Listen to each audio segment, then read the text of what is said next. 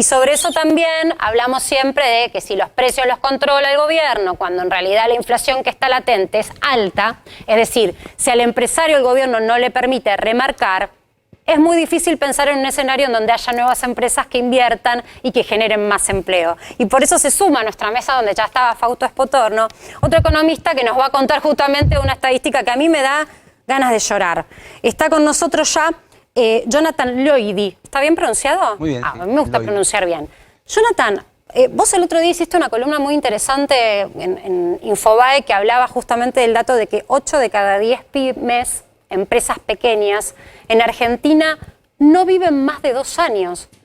Sí, o sea, bueno, en realidad eso es hay 2 informes que presentamos. Uno que es la descripción de las expectativas de las empresas hoy en día en este contexto, que es muy importante las expectativas, porque cuando las expectativas son malas, una de las primeras cosas que pasan es que nadie invierte y por otro lado empieza a pensar en achicar.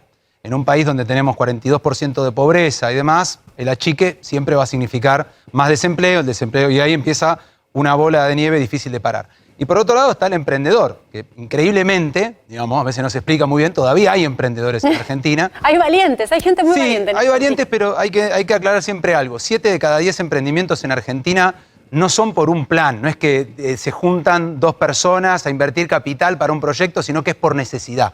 O sea, o porque perdieron su trabajo, o porque heredaron una plata en pesos y el peso no vale nada. Entonces, siempre son situaciones incómodas de emprendedores, muy improvisadas, por otro lado, que lo que hacen es que muy pocas empresas, la tasa de mortalidad de las empresas, ahora, ni que hablar, pero siempre fue muy alta.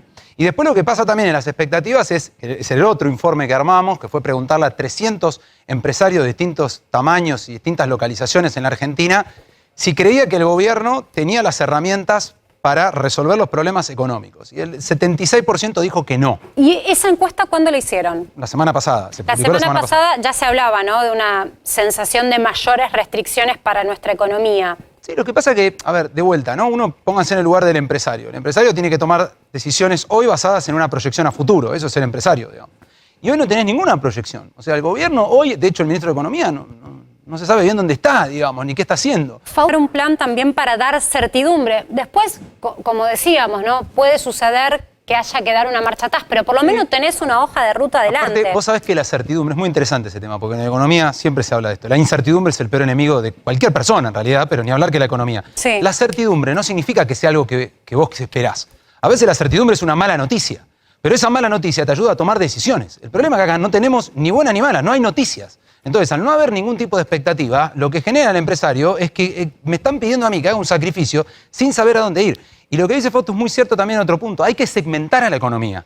Vos hoy, cuando agarrás empresarios de distintos rubros, a uno le fue pésimo y perdió todo y vendió 5 departamentos, y otro te dice, estoy mejor que hace 2 años. Que eso no es que está bien. Tiene que ver con ese dólar blue que vos viste ahí. Por ejemplo, la construcción, los corralones, te dicen, la verdad, nunca vendí tanto en los últimos 10 años. Es un desequilibrio macroeconómico del dólar blue. Eso es importante lo que nos está diciendo, porque digo, a esto es lo que los economistas están reclamando, pero reclaman las empresas esto. Pero es una ayuda Hagan un segmentada. mapa de cómo está la situación actual, Una ayuda no segmentada. a nivel país, a nivel empresas, qué sectores, ¿no? Exacto. Es interesante Campo. porque eso te da un termómetro de lo que pasa en Argentina. Ahora, la acción que uno tiene es que los gobiernos tampoco se ponen de acuerdo en qué hacer en esta segunda ola.